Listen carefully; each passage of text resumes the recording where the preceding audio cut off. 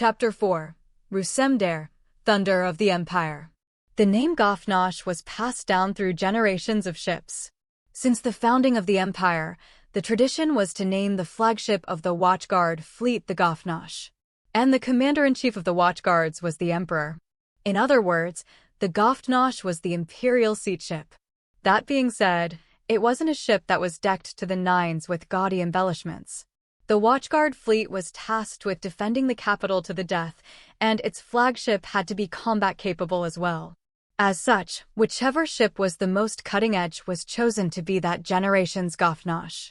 The current Gafnash, however, was very much the exception to that tradition.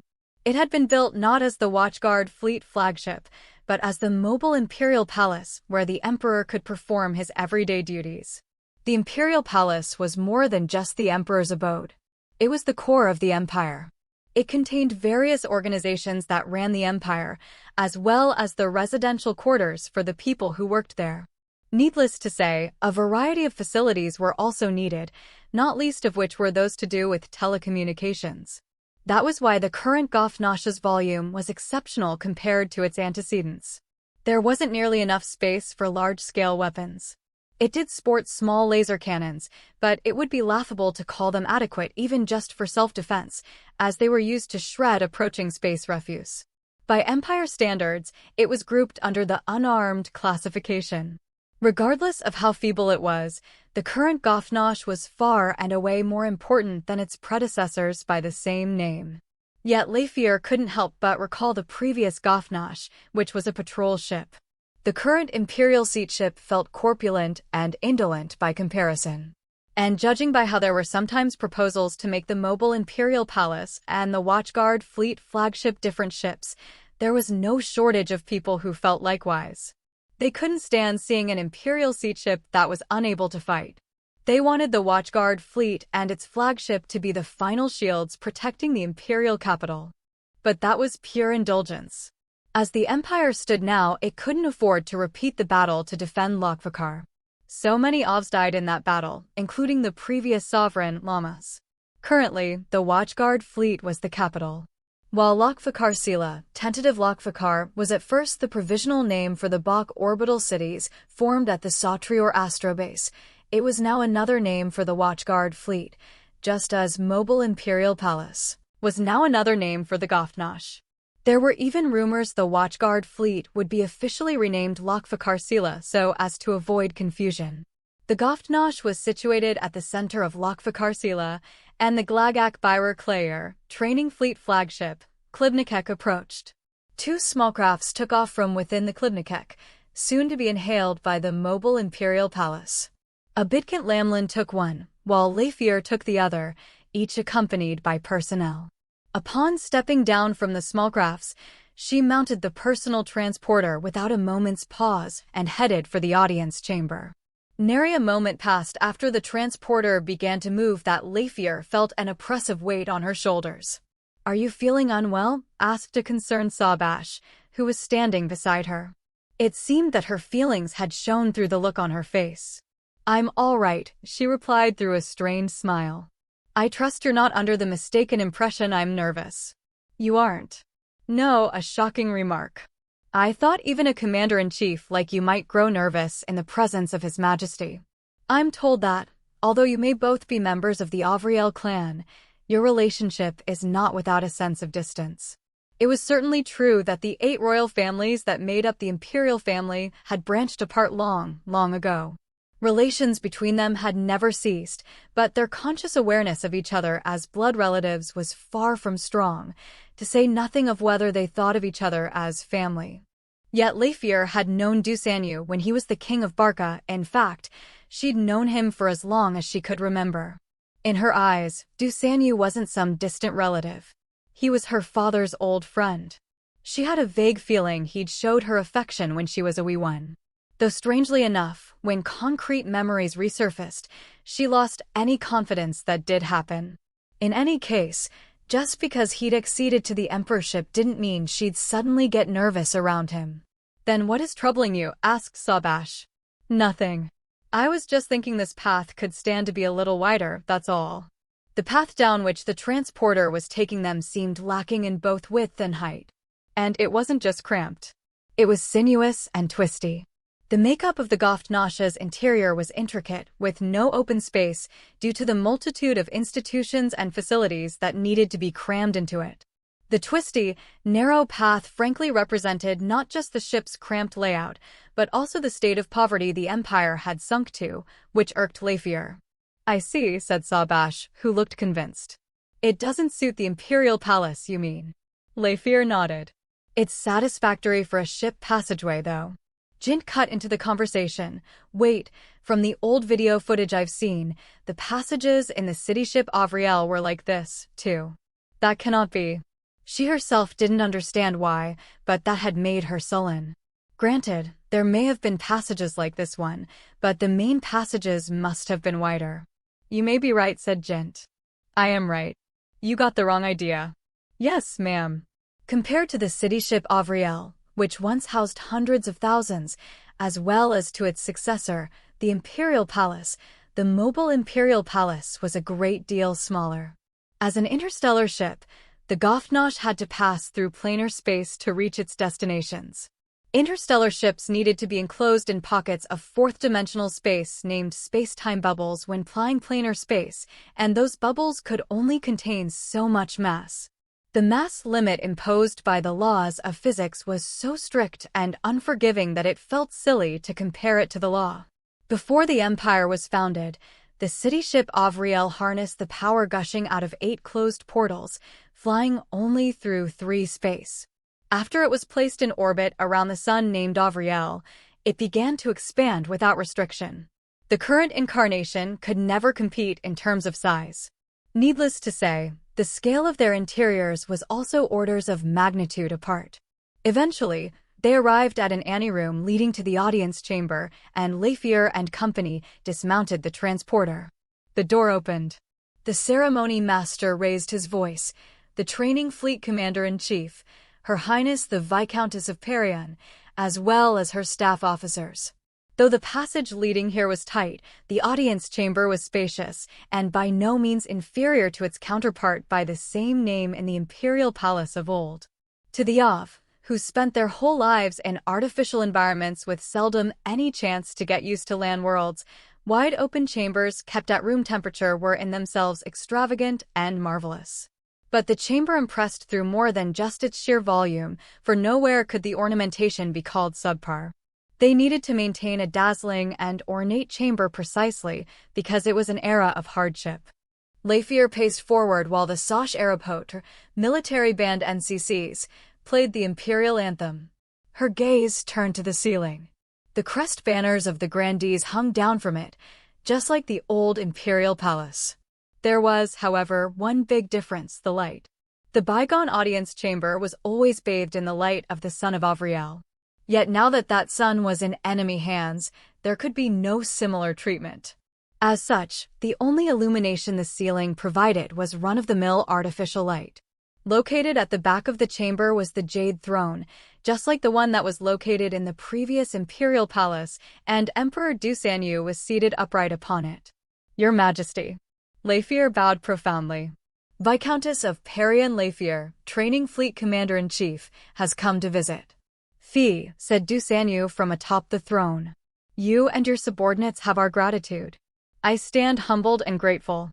"Now then, lay upon these ears of ours what we must know," said the Emperor. "Yes," said Lafier. "At present, Training Fleet 3 contains 121 assault subfleets, 18 recon subfleets, 22 strike subfleets, 31 supply subfleets, 3 Iadbirek user airship subfleets, and a handful of independent squadrons. And all of them have reached the proficiency necessary to take on actual combat. In addition, the number of soldiers and personnel permitted to wear twin-wing circlets is..." Lafier spent the next 5 or so minutes reporting information in more detail than the communication before. "So that's how it is." Dusanyu nodded, satisfied by her report. "We appreciate your hard work. Our heart delights in the things all of you have accomplished, and we take pride in your doings. You are hereby dismissed from the post of Training Fleet Commander-in-Chief." "Understood." Lafier tensed up. She would finally be assigned a new role. But she was anxious at the same time. Perhaps the Emperor was displeased by the current state of the training fleet, and there was a possibility she would be given a do-nothing job as a consequence. Only during times like these did she grow nervous around him, and she awaited the Emperor's words. A chamberlain held a Crest banner reverently with both hands and walked up to the throne's side. The Emperor stood up abruptly and accepted it. Training Fleet 3 shall operate independently of the Training Fleet and shall be renamed the Biowar Rodrikater, Thunderpeel Fleet, declared Dusanyu. Come forth, Imperial Admiral Phi Bearparian. Yes. Leifir climbed the stairs up to the throne. When she stopped walking upon reaching the top, Dusanyu offered the Crest banner in both hands. We appoint you the Glaherer Biowar Rodrikater. We bid you take command. I thank your majesty for your decree, she said from the heart, taking the banner. I humbly take the fleet upon myself. Good, smiled and nodding Dusanyu. Prithee make the revival of the Empire and the star forces reverberate across every corner of the galaxy. In what manner? She asked under her breath, unable to bottle up her curiosity. Will we be returning to Lokfakar? Don't be so hasty, said Dusanyu, whispering as well. You'll be given the details later. She was eager to know, but this was a place of ceremony, not debate. She had no choice but to back down for now. Leifir descended down the stairs while still facing the throne. She was perceiving the stairs through her frocross, so this posed no danger to her. Her circlet probed her surroundings through EM waves, and information was beamed from her Frosh spatiosensory organ into the Rilbadak navigation area of her brain. Thus did the Ov perceive the contours of their surroundings. It was also how Leifir knew who had entered the audience chamber. Abdicant Nisith Lamlin, called the ceremony master. Lamlin didn't take any personnel with her, and she strode up toward the throne with an extremely breezy gait. Dusanyu stood up and descended the stairs in order to greet the abdicant empress. Consequently, Leifir had to take another step back. Her frocross noticed Jint was drawing closer. Allow me to hold on to the banner, he whispered from right behind her shoulder. Please. Leifir handed him the banner, and Jint returned to his original position. She was relieved to have the heavy flag off her hands. The Emperor's current and abdicant were now exchanging greetings. We are quite happy to see you again, Nisith, said Dusanyu respectfully. It really is a pleasure. I am also pleased, Your Majesty, to see the mobile Imperial Palace's majestic mien remains unscathed. Incidentally, now that Phi Lamhir is stepping down as the Training Fleet Commander-in-Chief, might I also be getting dismissed? It would be presumptuous of us to tell you directly, Nisith. But you're the one who decides these things, surely. Oh no, perish the thought. We merely petition the Council of Abdicants. It is the Council that bears the right to decide. Officially, yes. There are times when the pretense is important, Nisith. Now Your Majesty is being presumptuous. You would lecture an abdicant. In Lamlina's mouth, the phrase "irremitten, Your Majesty" sounded like the name of some naughty child she was admonishing. Our apologies, Nisith. Dusanyu bowed his head. That aside, we shall consult with the Council of Abdicants. Then let's leave it at that, shall we? I'll be going to greet Nisith Dugasser now. If we were to say, please do so, would we be scolded for our presumptuousness again? Why must you even bring it up if you already know? I've always found the words and deeds of the House of Barca baffling. Our apologies. Phi, said Lamlin, addressing Leifir. Congratulations on your new position. I hope it's a better fit for you than the training fleet. Thank you very much, replied Leifir. Dusanyu's courtiers and Leifir's staff officers waited patiently while the three Imperials conversed. Lamlin whispered into Leifir's ear, but I take it neither of us is terribly keen to run into the other aboard the same ship again. Leifir was dangerously close to agreeing, but she stopped herself in time. No, I don't think so. I still need your guidance, Nisith.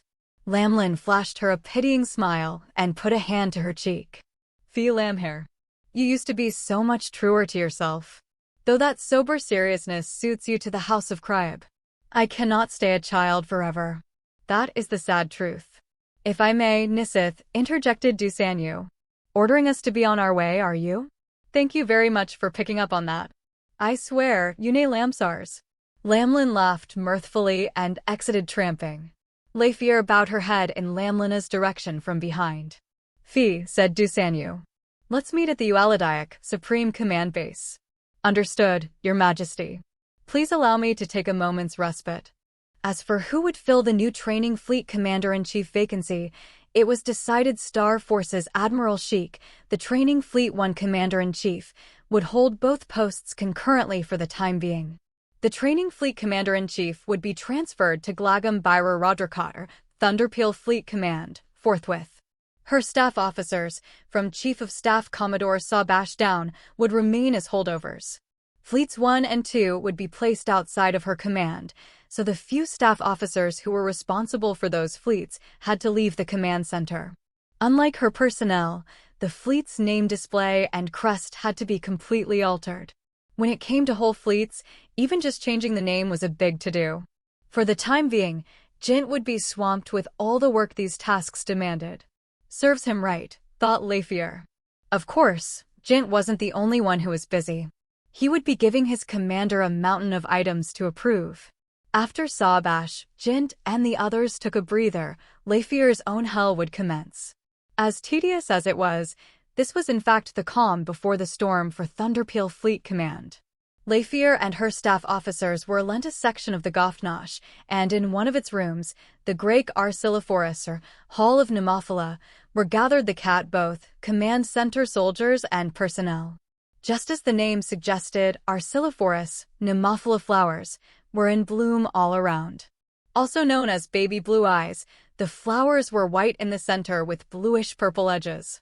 It was as though the room was blanketed by a carpet of sky blue.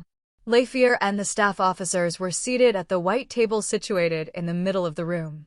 Meanwhile, robo-waiters served drinks and snacks. "How will the next operation go?" said Deca Commander Leksh, who occupied the seat of lowest rank among the 5 strategy staff officers and was principally in charge of all things artillery. Genetically, she was Leifier's cousin on her mother's side, but since of society had no system of marriage, they saw and treated each other as unrelated. "I hope it's recapturing Lokfakar, personally," replied Leifier, before remembering what position she was in and adding, "though no matter what the operation may entail, if it is an imperial decree, I shall pour my body and soul into realizing it." "I'm glad Lamlin isn't here right now," she thought. She could hardly endure those pitying eyes. "I can understand why," said Jint. "To all of the fine folks gathered here, Lokfakar is home." "Not to me it isn't," muttered Associate Commodore Ekriua, the Ruzek Kassarar, Vice Chief of Staff. Unlike the vast majority of OVs in her age group, she was not born in Lokfakar. Rather, she was born in an artificial womb her father brought onto his trade vessel. "Now that you mention it, it's also not home to me," said Jint. "Let's say most of the fine folks here. Plus, it would be an unparalleled honor for our fleet," said Vice Hecto Commander Nombak. "And just in terms of pure strategy," said Sabash, "retaking Lokfakar would be an excellent play. If they could take back Lokfakar, the cornerstone of the 8 monarchies, then it'd resolve a good half of the Empire's current troubles. And it might wreak havoc on the enemy too."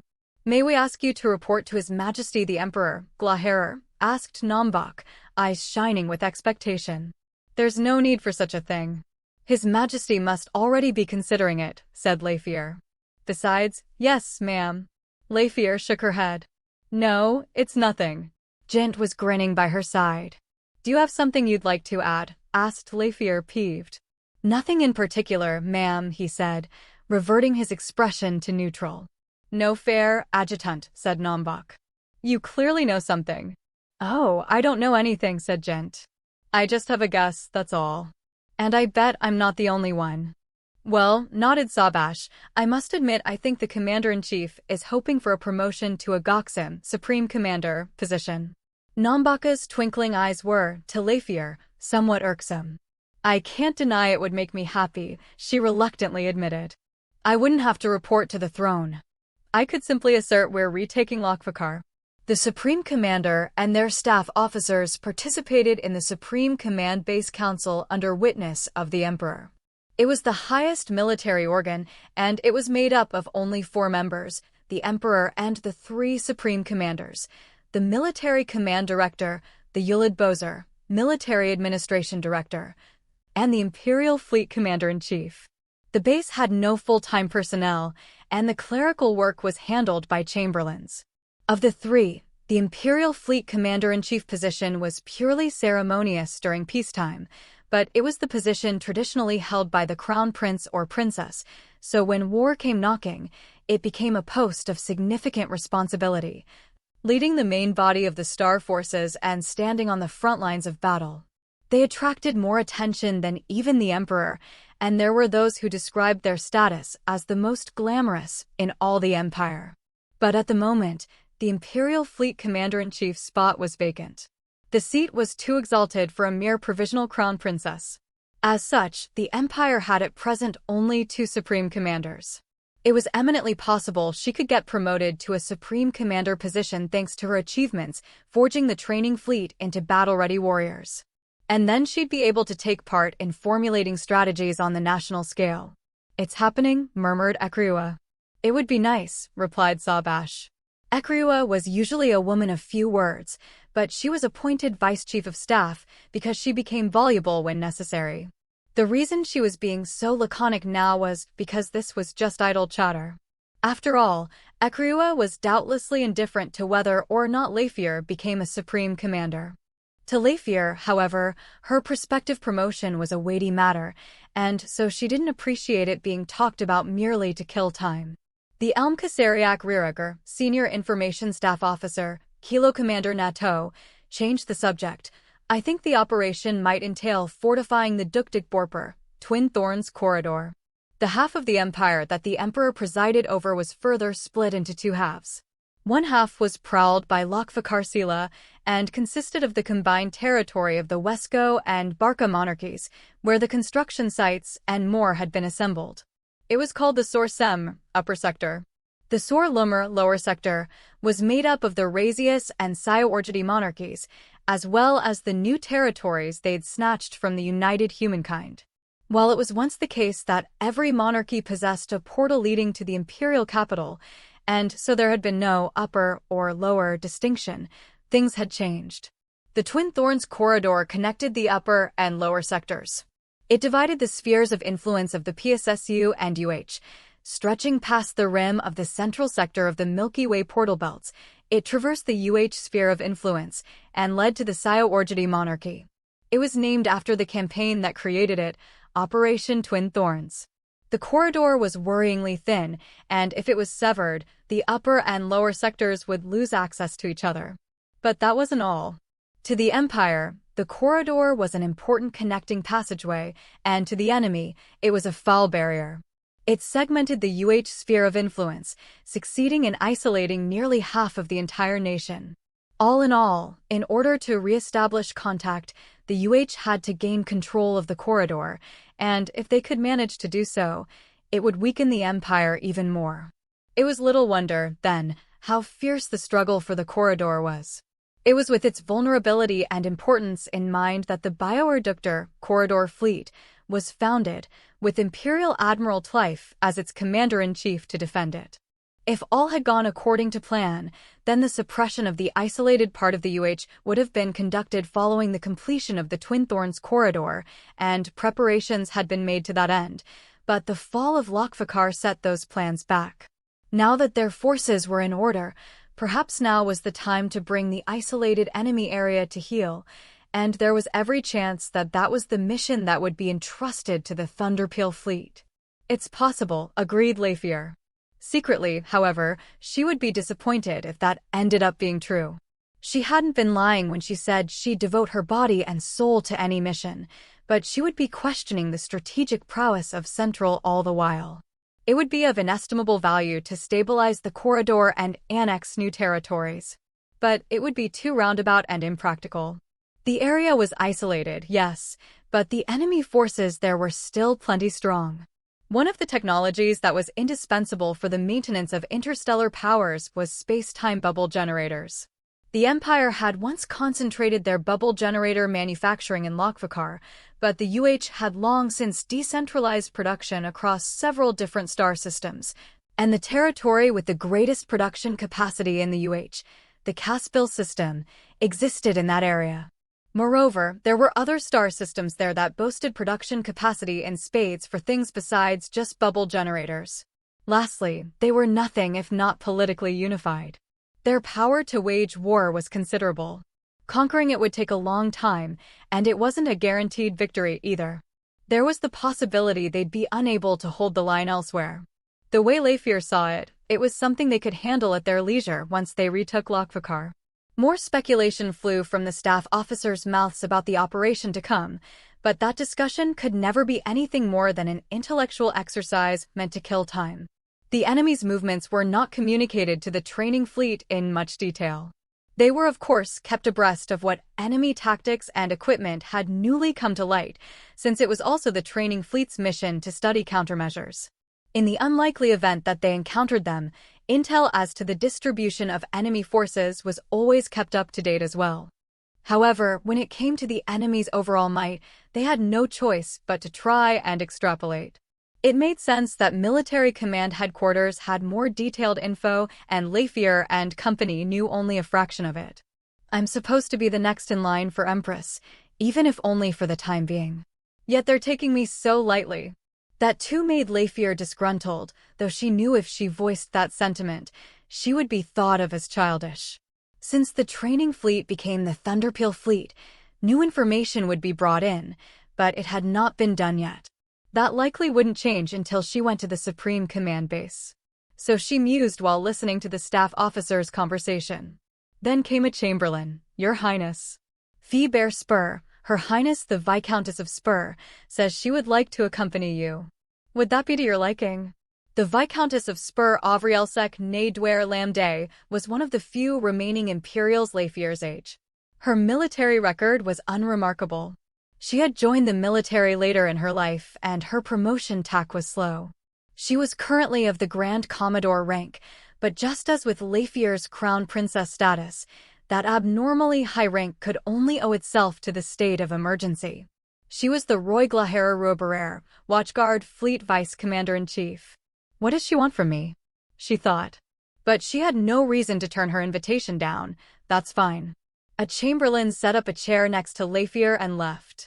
When Lamday turned up, Leifir stood up to greet her. Naturally, the staff officers also stood up.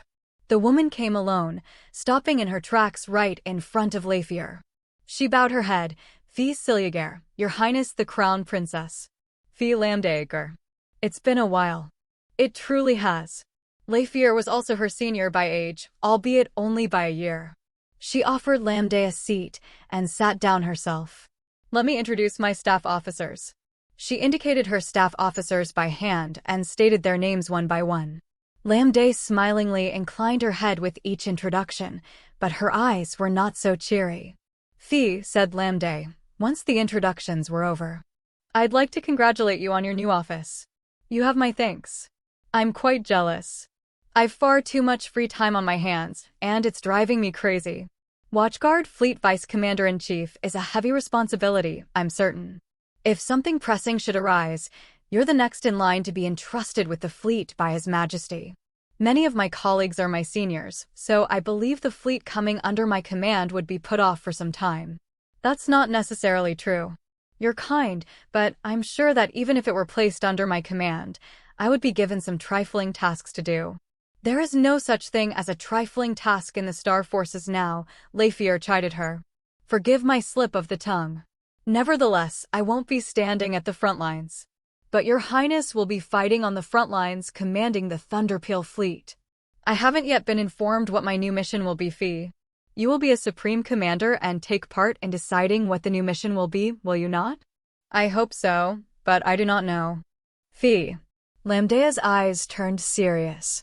Even if you don't become one now, I'm sure you will be eventually. When that time comes, please put me on the front lines. Leifir tilted her head in puzzlement. Ought I make you my subordinate then? If it is within your power, I humbly ask you to entrust me with an independent fleet.